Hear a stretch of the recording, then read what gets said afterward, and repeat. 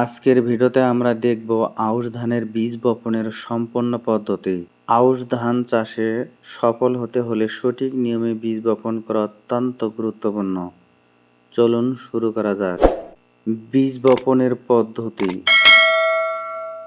আউশ ধান বপনের তিনটি প্রধান পদ্ধতি: সরাসরি বীজ বপন অথবা ছিটিয়ে।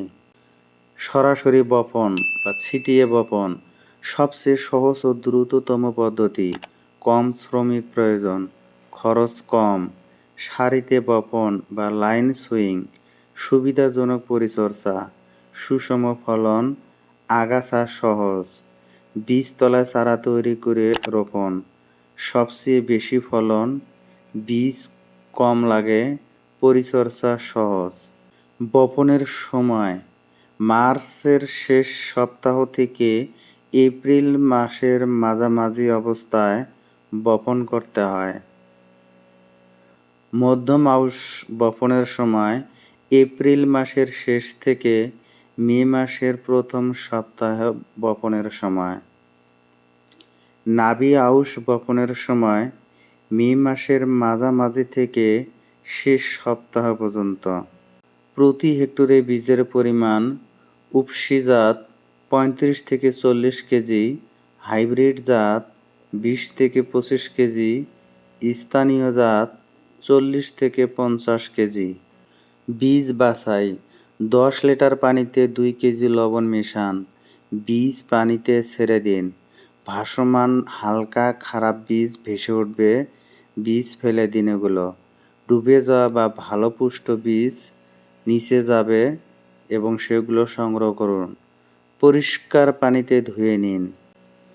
বীজ শোধন: প্রতি কেজি বীজে বেবিস্টিন কার্বেন্ডাজিম 2.5 গ্রাম মিশিয়ে শোধন করে নিন, অথবা ভিটাভেক্স 202 গ্রাম বীজের সাথে ভালোভাবে মিশিয়ে নিন। 1 থেকে 2 ঘন্টা রেখে দিন। অঙ্কুরোদ্গম: ভেজানো বীজ পানি থেকে তুলে নিন, পাটের বস্তা অথবা কাপড়ে মুড়ে রাখুন। ছায়ায় 24 থেকে 48 ঘন্টা রাখুন।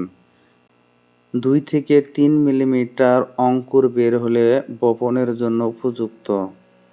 অঙ্কুরিত বীজ 1 থেকে 2 দিনের মধ্যে বপন করতে হবে। অতিরিক্ত অঙ্কুরোদ্গম করাবেন না, বেশি অঙ্কুর হলে ভেঙে যাবে। চাষ পদ্ধতি: জমিতে 3 থেকে 4টি চাষ দিন, আড়াআড়ি চাষ দিন। মাটি ভালোভাবে ঝুরঝুর করুন। 2 থেকে 3 বার মই দিয়ে সমান করুন। মাটি ঢেলা ভেঙে দিন। জমি সমতল করুন।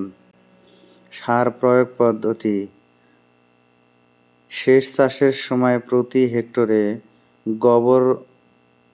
গোবর অথবা কম্পোস্ট 5 থেকে 7 টন, টিএসপি 120 থেকে 140 কেজি, এমওপি 40 থেকে 50 কেজি, জিপসাম 70 থেকে 80 কেজি, দস্তা সার 10 থেকে 15 কেজি।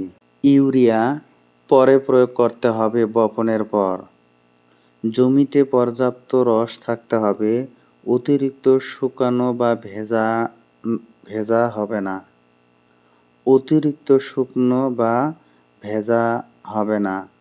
বপন কৌশল: জমির এক প্রান্ত থেকে শুরু করুন, হাত থেকে সমানভাবে ছিটিয়ে দিন।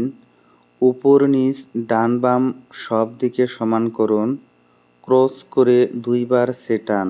মনে রাখবেন, সঠিক পদ্ধতিতে বপন করলে ভালো ফলন পাবেন। ভিডিওটি দেখে যদি বিন্দু পরিমাণ উপকারে আসে, ভিডিওটি অন্যদের মাঝে শেয়ার করে দিবেন। ধন্যবাদ।